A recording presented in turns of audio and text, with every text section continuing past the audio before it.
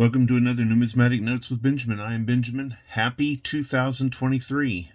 Before I start talking about our banknote today, which is a Japanese 2,000 yen, I want to ask you guys to consider liking and subscribing to my YouTube channel, Numismatic Notes with Benjamin. It'll set you up for notifications on future videos and give you an opportunity to cuss with me or discuss with me information on these banknotes. If you have never seen any of my banknotes, I have more than 150 on my channel. Please enjoy them and give me feedback. All right, I'm going to share with you today a Japanese 2,000 yen banknote. It has prominent colors of green, tan. It measures 154 by 76 millimeters, and the substrate is paper. It is completely paper.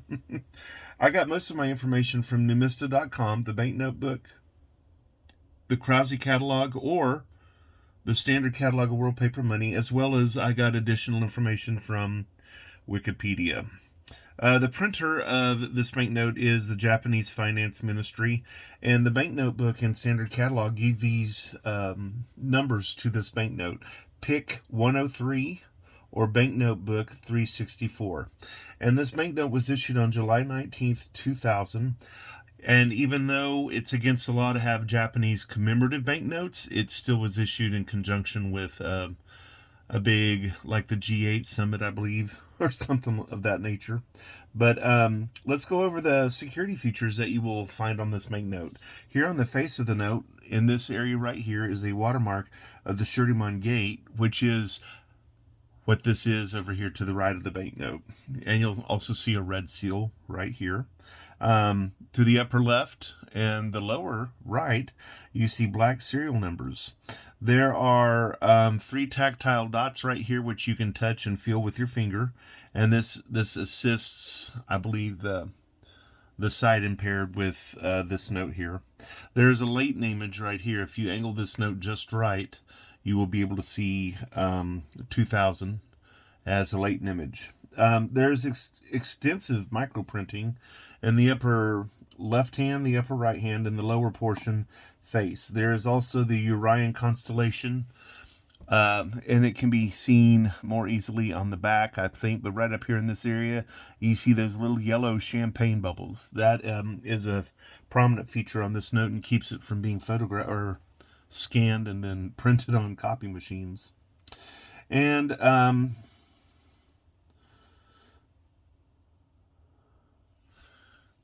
the same latent image work right here, I think, can also appear up here in this area. Nippon will appear to the right of the watermark here on the back in this area right here. So probably just latent image again. And then there's microprinting here in the left illustration. And there is intaglio printing on the back as well. The intaglio tactile mark is supposed to represent knee for 2 in Braille, but I didn't see that. I just hear that it is there. So, as basic as the note does look, there's a whole lot of security business going on behind the scenes on this note. And you can expect that from a quality printer. Now let's go back to the design here on the face of the note. This is the Shurimon Gate, and it is a 16th century gate at Shuri Castle, which is found in Naha in the Okinawa prefecture. There are cherry blossoms on this note as well. There are also chrysanthemums on the note. So we have some chrysanthemums right up here. Not sure where the cherry blossoms right there. I was like, where are they? The 4 characters actually read.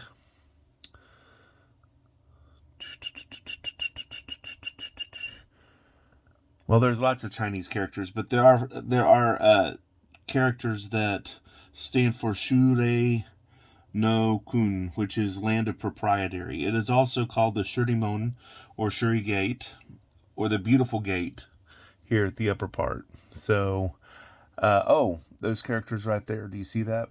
I noticed whenever I lived in Korea that most of these fantastic constructs had calligraphy that named either the moon or the gate or, various things. And so it's here where the 4 characters read Shude no Kun.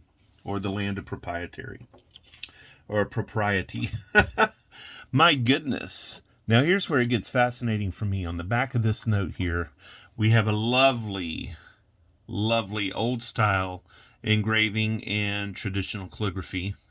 And let's see what's going on here. There's also a mysterious someone here in the bottom left-hand corner. And what we have here is an image of scene 38 called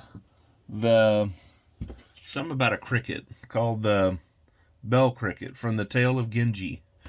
And the Tale of Genji is another way to say Genji Monogatari. And what we see here is actually a copy of the text script. In the lower right here, this image is actually of the author, Murasaki Shikibu. Now, the right image of Murasaki is from the Goto edition of the Murasaki Shikibu Diary Imaki from the Goto Museum. The left image is from the 12th century rolls of the novel, or scrolls of the novel from the Tokugawa Art Museum in Nagoya. The Tale of Genji is widely thought to be the very first novel. Murasaki Shikibu is not the real name of the author. She remains unknown, but scholarship may indicate that she was a lady-in-waiting named Fujiwara no Kaoriko, or Takako. Overall, this is not a popular note because of the denomination, the lack of space in cash registers, the difficulty of their use in vending machines, for example. All of these indicate a banknote that was hard for them to fit into their commerce, except Okinawa, and that kind of makes sense since our obverse gate is actually prominently from Okinawa. There may be a lot more that this note has to tell, but it's going to have to be for somebody else who can read Japanese. I was impressed with what I was able to find. If you haven't decided to like or subscribe to my channel, please consider doing so now. I realize that I am kind of raw and rough, and that's fine with me. I take good care of my banknotes, and I like to pass on my knowledge. Please like or subscribe to my channel. I'm Ben. Have a jewel of a day.